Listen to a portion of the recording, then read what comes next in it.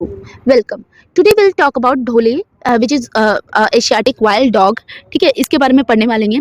ये जो होता है ये रेडिश कलर का होता है। ठीक है, और one of the most efficient and unique social carnivore है ये।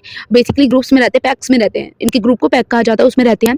और पैक ये हंटर हैं, बेसिकली ग्रुप में हंटिंग करते हैं और डेंस फॉरेस्ट में साउथ और साउथ ईस्ट एशिया में।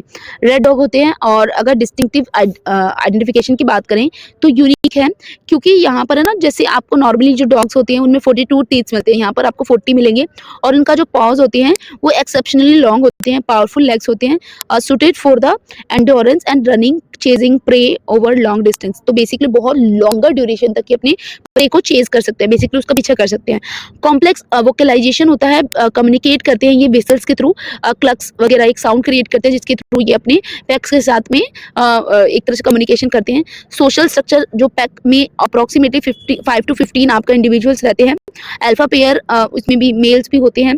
उसके बाद हंटिंग स्ट्रेटजी होती है, डायरनल नेचर होती है, डे टाइम में एक्टिव होती है। और time out strategy, occasionally drive tigers leopard away from the kill water. Basically sometime ये उनके साथ फाइटिंग एक इनका नीश कॉम्प्रोमाइज़ भी होता है समटाइम। फिर वाटर एज अ टैक्टिक को यूज़ करते हैं, क्योंकि जब ये काफ़ी ज़्यादा स्पीड में भागते हैं तो उनकी बॉडी का टेम्परेचर काफ़ी ज़्यादा राइज हो जाता है। तो ये क्या करते हैं कि जो वाटर होता है ना उसमें मतलब जाके pack often enter to water to cool down and play reinforcing the social bond. तो बेसिकली वहाँ पे जाके एक तो अपने आप को कूल डाउन करते हैं और उनका जो सोशल बॉन्ड है उसको भी थोड़ा सा अच्छा बनाते हैं।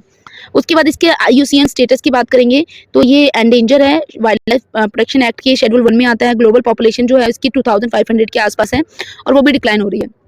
उसके बाद अगर हम देखेंगे वेस्टर्न घाट, इसमें specifically Bandipur Nagarhole national park और वायनाड वाइल्ड लाइफ सेंचुरी जो कि आपका ये है नीलगिरी बायोस्फीयर रिजर्व के पार्ट है, वहाँ पर आपको देखने को मिल जाएंगे।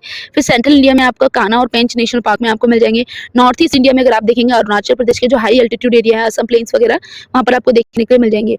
और जैसे अगर हम इनका हैबिटेट देखें तो हैबिटेट फ्रेगमेंटेड हो रहा है। This is one of the reason जो भी वाइल्ड पॉपुलेशन है वो डिक्लाइन कर रही है।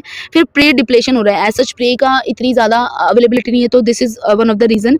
फिर डिसीज होता है समटाइम, है ना, ये जो आपके नॉर्मली डॉग्स होते हैं, मतलब डोमेस्टिकेटेड डॉग्स होते हैं, उनके साथ ना कॉन्टैक्ट में आने की वजह से इनमें डिस्टेम्पर या रेबीज जैसी कुछ बीमारियां हो जाती है, डिसीज हो जाती हैं। और पर्जिक्रिन इनको है ना, मतलब बेसिकली हिस्टोरिकली क्योंकि ये काफ़ी ज़्यादा नुकसान वगैरह करते थे, ह्यूमन वाइल्ड लाइफ कॉन्फ्लिक्ट होता था, सो दैट इज़ वाई ना उनको वर्मिन डिक्लेयर कर दिया जाता था।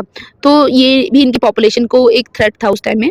और vital for the balance and control herbivore population, जो हर्बीवोर पॉपुलेशन होता है उनको कंट्रोल करते हैं, क्योंकि अगर ये नहीं रहेंगे तो फिर उनकी पॉपुलेशन बहुत ज़्यादा बढ़ जाएगी। ठीक है, सो